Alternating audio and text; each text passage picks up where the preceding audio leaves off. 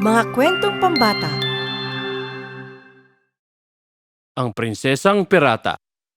Sa palasyo ng Lisbon, kung saan ang mga marmol na bulwagan ay umaalingaw-ngaw sa mga patakaran na tinaasahan, ginugol ni Prinsesa Marina ang bawat umaga sa nakasanayan. Pinagmamasdan ang mundong hindi siya pinapayagang sumali.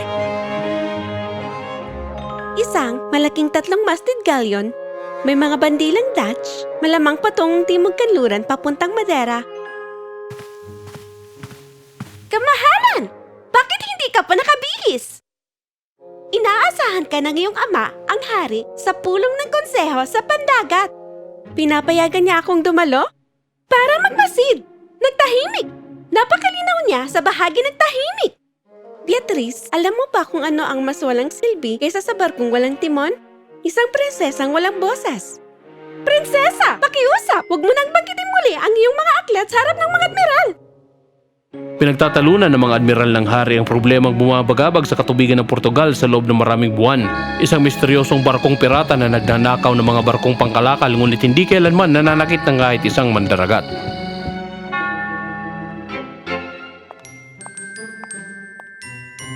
Kamahalan, muling umatake ang Red Serpent noong nakaraang linggo. Kinuha ang kargamento ng mga pampalasa ngunit kakaiba. Iniwan ang mga tripulante na ligtas at may sapat na supply para makarating sa daungan. Isang piratang may prinsipyo? Napakaabala naman. Naniniwala kaming babaeng kapitan nila. Inulat ng tripulante ang pangalang Kapitan Catalina. Isang babae ang namumuno sa pinakamabilis na barko sa mga katubigang ito? Ang astig naman nun! Marina, ano yun? Ngunit ama, kamangha-mangha ito. Paano niya namamaniobra ang tatlong masted galleon? Nakita kong papunta rin sa parehong direksyon kaninang umaga. Ano ang kanyang estratehiya? Kamahalan, ang pamimirata ay hindi paksa para sa isang prinsesa. Hindi rin ang nabigasyon pero mas mahusay akong magbasa tungkol sa Agos kesa sa inyo. Marina, tama na. Sa aking silid. Ngayon.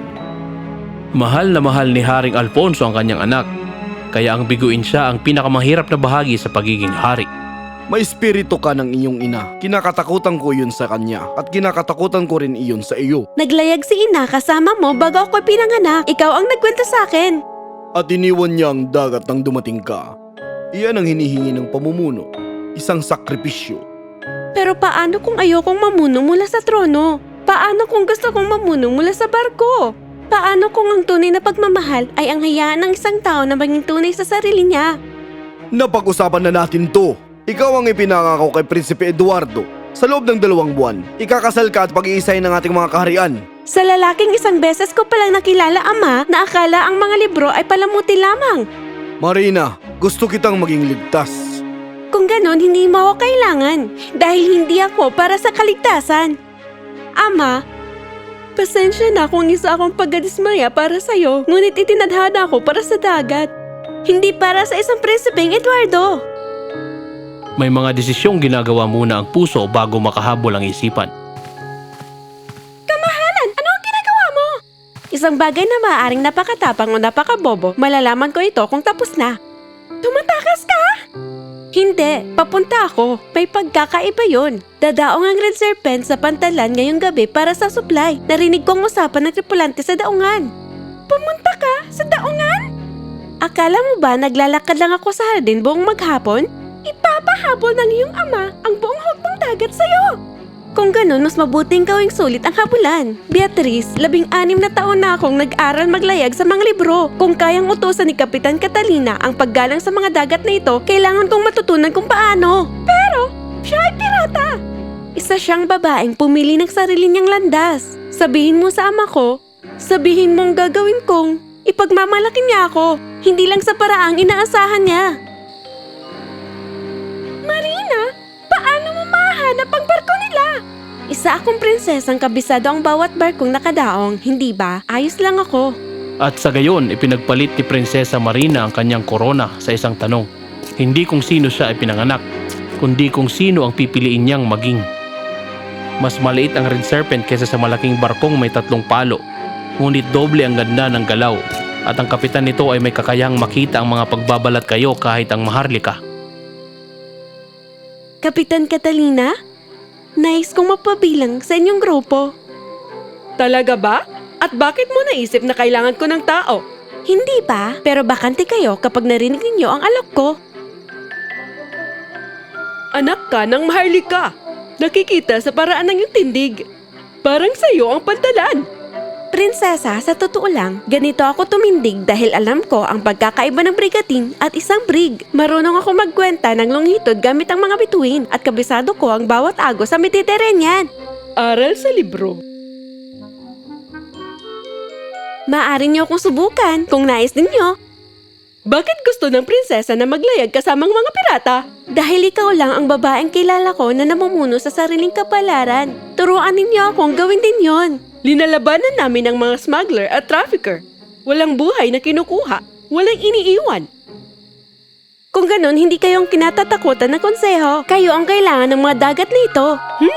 Isang buwan. Kapag hindi ka makasabay, ibababa kita sa daungan. Payag ka? Sige, Kapitan. Sige. Marco, ipakita mo sa bagong recruit ang ekstrang duyan. Humanap ka ng praktikal na isusuot niya. Maligayang pagdating, prinsesa. Ako si Marco. Marina lang. Kung magiging kagrupo niyo ako, isa ako sa inyo.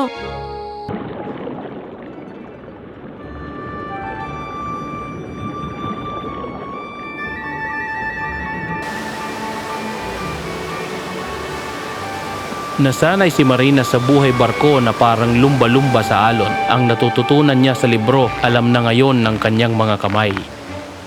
Prinsesa, ingat ka dyan.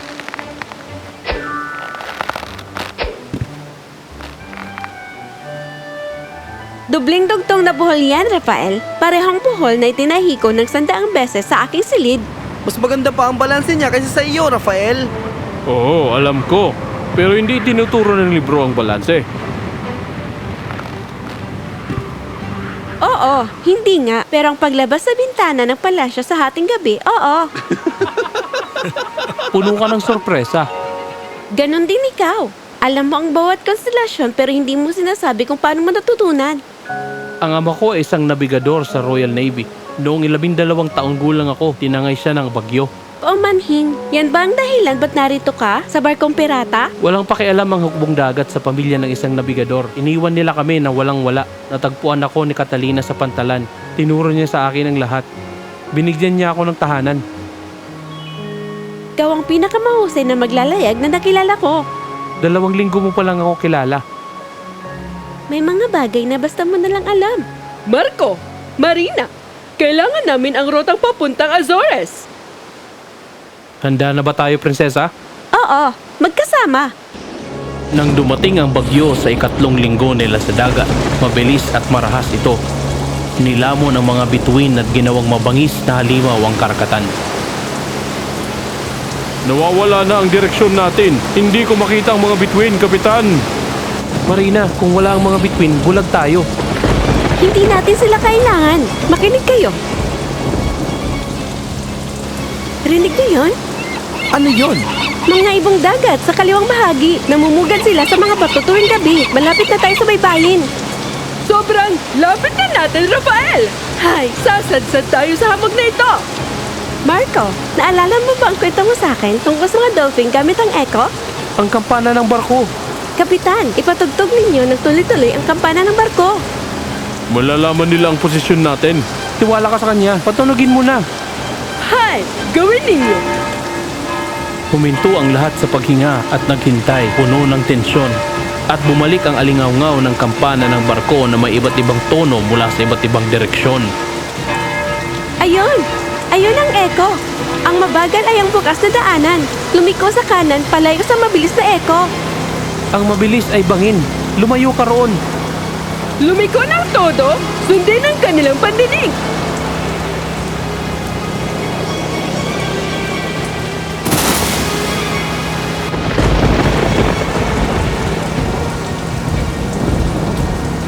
Nagawa nila! Magkasama! Hindi ka panipaniwala yon. Parang 2 kalahati ng iisang kumpas.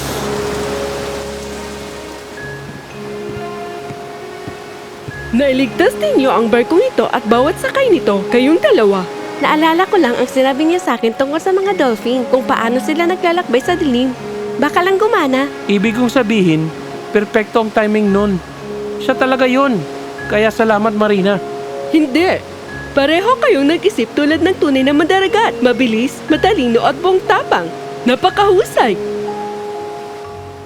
Nang lumipas ang isang ikot ng buwan, hindi lamang naging bahagi si Prinsesa Marina ng buhay sa barko tulad ng sinulid sa layag, kundi natagpuan niya rin ang taong hindi niya alam na hinahanap niya, isang taong nakakakita ng buong siya.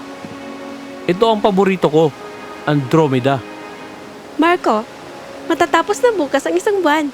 Alam ko, nangako ang kapitan na ibabalik ka kung gugustuhin mo. Gusto mo ba akong umalis? Hindi mahalaga ang gusto ko, prinsesa ka. Ako ay wala lang. Ikaw ang batang nawalan ng ama pero hindi nawalan ng kabutihan. Tinuruan mo ako ng mga bituin ay hindi lang para sa direksyon kundi para sa pangarap. Marina? May napiling pangalan ng grupo para sa iyo, Marina. O talaga? Ang prinsesa ng dagat na naglalayag na parang isinilang na may alat sa mga ugat. Ang prinsesa ng dagat! Ang prinsesa ng dagat! Lubos kong ikinararangal, ngunit matatapos na ang buwan ko at hindi pa ninyo ako pinapaalis. Nagpapasalamat ako. Oo. Kaya nais mo bang bumalik? Kailangan ko. Hindi magtatagal, pero para harapin ang aking ama, para patunayan na mahalaga ang natutunan ko rito, na maaari akong maging prinsesa at mandaragat. Nauunawaan ko ang lugar mo ay? Ang lugar ko ay kung saan ko pinipili at pinipili kong bumalik. Sa inyo. Sa barkong ito. Sa buhay na ito. Babalik ka? Talaga? Pangako ko, 6 na buwan. At kapag bumalik ka, hihikayatin ko ang aking ama na bigyan ako ng maharlikang barko na babae ang kapitan. Ako! At babantayan ko ang mga dagat na ito at kapag bumalik ako, gusto kitang nasa tabi ko bilang aking manglalayag, aking kapareha, aking... Ang alin? Ang tunay na hilaga ng aking puso. Maghihintay ako sa'yo. Bibilangin ko ang bawat bituin hanggang sa bumalik ka. At maglalayag ako sa anumang bagyo para makabalik sa'yo. Umahanga ako! Talagang pinag-isipan mo ito. Marami akong oras sa Red Serpent, Kapitan. Malugod kang tatanggapin anumang oras, Prinsesa ng Dagat. Ang Prinsesa ng Dagat! Ang Prinsesa ng Dagat! Babalik ka nga ba talaga, prinsesa? Babalik ako. Dapat alam ng bawat babae na matatagpuan mo ang daan mo pauwi. Para sa akin, ito ay ang dagat.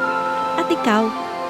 At sa gayon, natutunan ni Marina na ang mga prinsesa ay maaaring maging pirata at ang mga pirata ay maaaring maging pamilya. Ang tapang ay ang karunungang maglayag patungo sa iyong mga pangarap kahit hindi pa kilala ang mga tubig. Ang pinakatunay na kayamanan ay ang kalayaang isulat ang sarili mong kwento sa ibabaw ng mga alon at ang pagmamahal ng taong gustong maging bahagi ng bawat kabanata.